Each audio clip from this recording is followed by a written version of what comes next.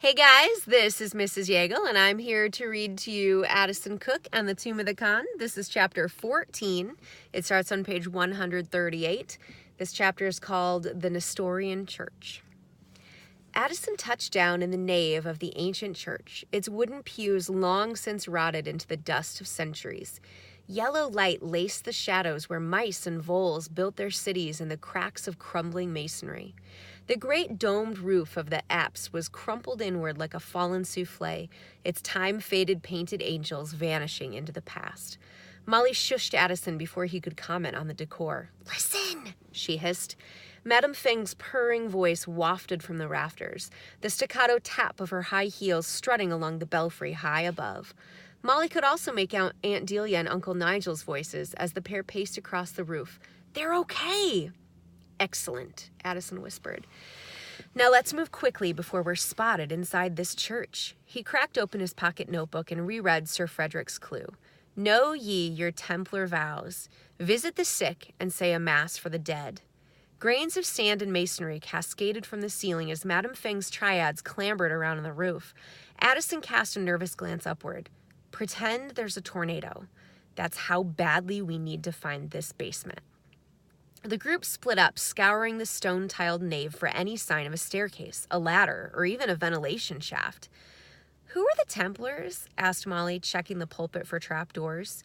"A secret order of knights from the Middle Ages," said Raj. "They were once so powerful they controlled entire governments and pulled the strings of power throughout Europe." Everyone looked at Raj in surprise. History was more Addison's domain.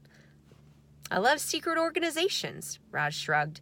"Freemasons, Skull and Bones, the Illuminati. I would join any of those groups if I knew how to get invited." "So what happened to these Templars?" asked Molly. "They grew too powerful. The governments of Europe hunted them down and killed them off." "Are any left? Can you still join?" "They were driven extinct centuries ago. The group froze as the handles turned on the front doors of the church. "We are going to be driven extinct now," thought Addison. The doors swung open. The group fled behind the main altar and ducked into the sacristy. "It's a dead end," Molly whispered. Triad voices echoed from the church nave, drawing closer. Addison searched the narrow sacristy. Candlesticks, crosses, and a curious collection of cricket carcasses. At the far end of the room stood a locked door. It was not the door that caught his eye. It was the Latin inscription carved into the masonry above the door. Hospice. "Hospital," Addison whispered. "This is it." He pressed a hand against the heavy oak door. "Know ye your Templar vows. Visit the sick. This is where Sir Frederick stayed." The triad voices sounded closer, along with the tread of heavy boots. "I can use my lock-picking set." Raj dropped to his knees and unshouldered his pack in one fluid motion. He rifled through tourniquets, razor wire, bear spray, a vial of battery acid, and what appeared to be a snakeskin. "We could just use the keys," said Addison, producing a ring of rusted iron keys from his blazer pocket. "Where did you get those?" "Nicked him from the door guard when I straightened his lapels." The triad's shouts reverberated in the domed chapel just a few feet away. Addison quickly fed each key into the lock of the hospice door until he found the one that fit. Biting his lip with concentration, he carefully pushed the door inward, slowing each time he sensed an impending squeak. His team slipped quietly through and closed the door with a soft click, just as the triad stormed into the sacristy. Addison's group found themselves in the hospital ward of the ancient church. The low-ceilinged hallway was lined with brass braziers filled with sandalwood ashes long since grown cold. Nestorian monks in brown cassocks tied with hemp rope belts had once bustled along this corridor, tending their patients in the adjoining rooms. Addison, Molly, Eddie, and Raj split up to search the rooms in the hospital ward and met up at the far end of the hallway. "Anyone happen to discover an 800-year-old clue?" asked Addison. "I found an 800-year-old spider web," said Eddie, blinking and waving his hands spastically in front of his face. "I found a fully intact mouse skeleton," said Raj, beaming. "I found something," said Molly, waving them into the last windowless cell in the ward. She pointed to a low wooden door just big enough for a man to crawl through. Unfortunately, it was shut tight. Addison read the inscription above the door.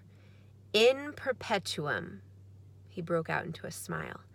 excellent work, young relative. Know ye your Templar vows, visit the sick, and say a mass for the dead. He turned to face the group. In perpetuum is what Christians write outside a cemetery. Great, said Eddie. Can't we go anywhere without visiting a cemetery? Eddie, our whole mission is to find the Khan's grave, so you might as well just get used to the idea of visiting cemeteries. A harsh pounding boomed across the hospital ward. Triads were smashing down the hospice door. Only one way out for us, said Addison. He drew his stolen keyring and opened the tiny door. The team ducked into the low chamber. Addison hoped his eyes would adjust to the gloom, but it was pitch black. I have a military-grade flashlight, said Raj, rustling around in his backpack. Fully waterproof, 1,000 candle power, and good for up to 72 hours. Cave divers use this very model. Nothing can beat it. There were a few clicks and scratches in the darkness, but no light. Well, where is it already? Asked Molly. I forgot the batteries. Addison fished his own flashlight from his messenger bag. In the total darkness, his penlight seemed as bright as a rising sun. The team followed its glow down the sheer flight of narrow steps, curving into the earth like the threads of a screw. The spiraling staircase opened onto a low hallway carved into the sandy bedrock. Dozens of wooden caskets lay stacked on shelves hollowed out into the rock. Look at all these coffins, said Raj, his eyes gleaming in the frail light. I guess their hospital wasn't very good, said Molly. Eddie glanced nervously around the room. Addison, if I see one single skeleton down here, I'm going to have a bone to pick with you. Addison stepped to the center of the chamber, scanning the walls for any secret message, passage, package, or clue. What's our next move? Asked Molly. She kept a careful ear craned to hear if Madame Fing's triads discovered the door to the burial chamber. We visited the sick and the dead, said Addison. The next line of the clue says, pray for our sign and you will know the way to the Tartars' land. He stroked his chin as he'd seen his Uncle Nigel do. The burial chamber ended in a round chapel carved into the end of the tunnel.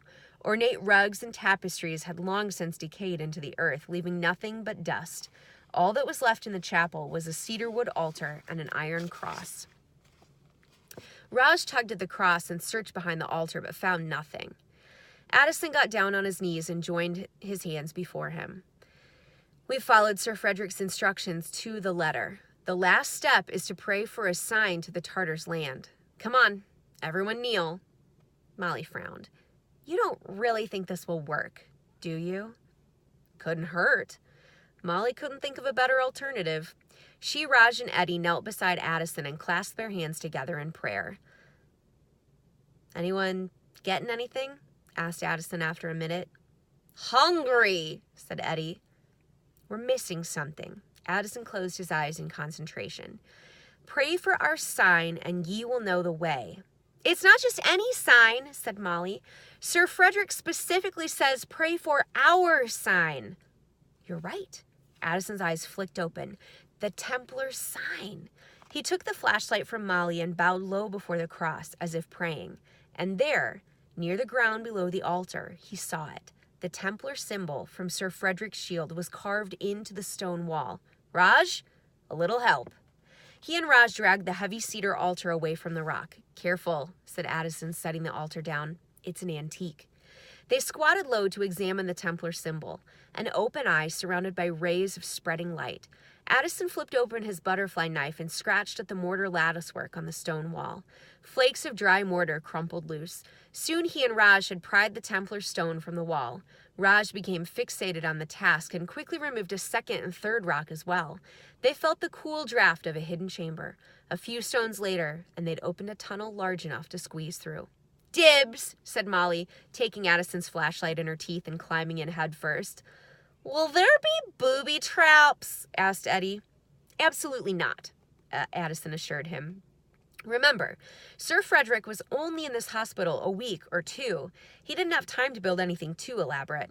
I predict whatever is in this chamber will be extremely safe. Eddie narrowed his eyes suspiciously, but followed Addison, Raj, and Molly through the hole in the wall. They crawled on all fours for a few feet before the tunnel dropped steeply downward. Slipping and sliding on skittery rocks, they scrambled for footholds. The chute descended 30 feet before opening into a massive chamber with tunnels branching in all directions.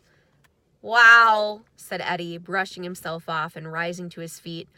"Sir Frederick must have been a fast worker." Addison wiped dirt from his knees, careful to preserve the carefully ironed creases of his slacks. "I don't think so." He shook his head in amazement. "I think this took centuries." Molly played the flashlight around the gloom. Hundreds of caskets lay stacked in nooks in the walls, floor to ceiling, as far as the eye could see in the darkness.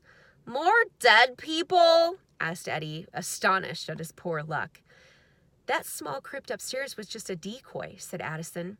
"I'll bet the monks hid the real catacombs down here to protect them from grave robbers." Raj pulled his toothpick from his chest pocket and tucked it in the corner of his mouth. "How'd they squeeze all these coffins down Sir Frederick's tiny chute?" "There may be other entrances," said Addison, peering down the closest tunnel, "though they could all be sealed off by now." "There must be thousands of bodies down here," Eddie said, his voice tremulous in the stifling dark. "Well, let's say the church buried 100 people a year," said Molly, doing the math. "That's 10,000 people every century." Eddie shivered. "We've got to keep moving," said Addison. "The triads could be right behind us." Molly shined the flashlight down one tunnel and then another. "Each path looks the same. We go too far, we may get lost." "We'll leave a thread of Ariadne," said Addison, "like Theseus when he faced the Minotaur." "You've lost me," said Molly. "I think you might be having a stroke," Eddie agreed.